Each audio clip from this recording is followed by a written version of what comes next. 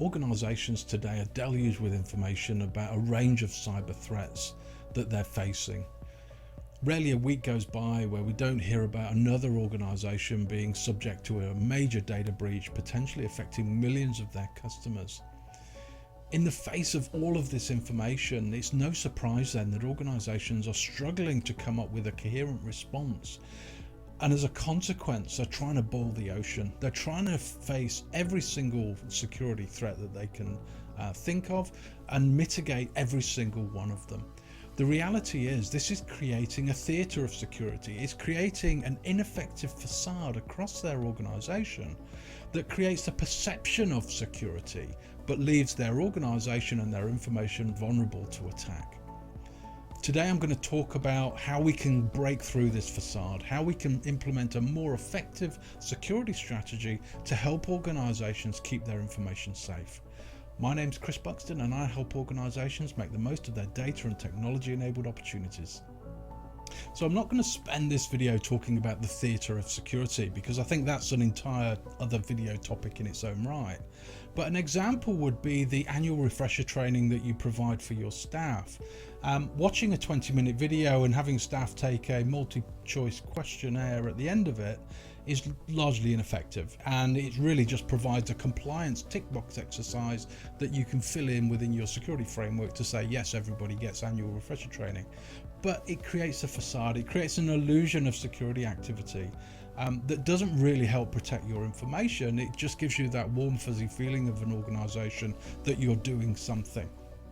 So what we have to work out is how do we focus on the key controls that we need to be focused on in an organization and make sure that they are effective and they are working well for us.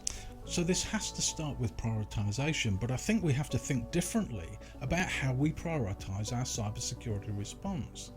So in a traditional way, it starts by understanding your critical information, understanding the value of your information assets, understanding which are the ones that you have to protect, understand the threats that you're facing, and then designing your cyber response around those critical information assets. But what attackers are more likely to do is look at your low value information assets that you perhaps have put less effort into and less priority into protecting, use those as a mechanism to gain access to your information environment and your network, and then move laterally across your environment to gain access to your critical information assets. So in designing our response and prioritizing our response, it's not enough just to think about the information asset and the criticality of that information asset. You have to think broadly across your environment and understand that any vulnerability can be used to gain access to any information asset in your network. What that leads to, though, is the same thinking that we've been doing for years, that to solve this problem and keep our critical information assets safe, we have to boil the ocean. We have to solve every vulnerability in our environment to keep all of our information safe. But the reality is, in security, like in so many other things, the Pareto principle does apply. So the Pareto principle was developed by the Italian economist Vilfredo Pareto in around 1896. It's also been termed the 80-20 rule, or the rule of the vital few. Now what he found, and this is where the peas come in, is that 80% of the healthy peas from his garden came from 20% of the pea pods. At the time, he was also researching inequality in Italy, and what he found was that similar ratio to land ownership within Italy, where 80% of the land was owned by 20% of the population. And as he carried on that research, he found that ratio persists in a whole range of different scenarios and different environments. So when we look at Pareto within the security world, we see that same ratio persists, although it's not a linear thing. And I don't think Pareto ever envisaged that it would be an exact science of 80-20 and it would endure. But what we see is that a large proportion of the cyber events we see globally are caused by a small number of threats. Similarly, on the protection side, we can gain around 85% protection for our environment against all of these threats that we're seeing through the implementation of a small number of critical controls.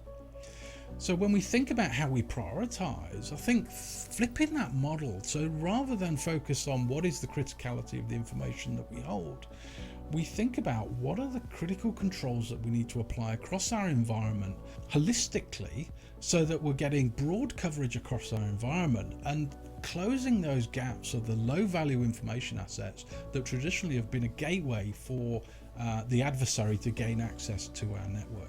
Now, there are resources available to organizations to help them understand what are these smaller number of critical controls that they need to make sure are working in their organization to keep their information safe. So in the UK and US, they talk about the cyber essentials. In Canada, they're the baseline controls. In Australia, it's the essential 8. And in New Zealand, it's the critical controls. But these are a small number of 8 to 10 controls that these bodies believe if organizations implement them well, they will keep their information safe, and they will protect them from around 85% of all known threats that are out there in the world.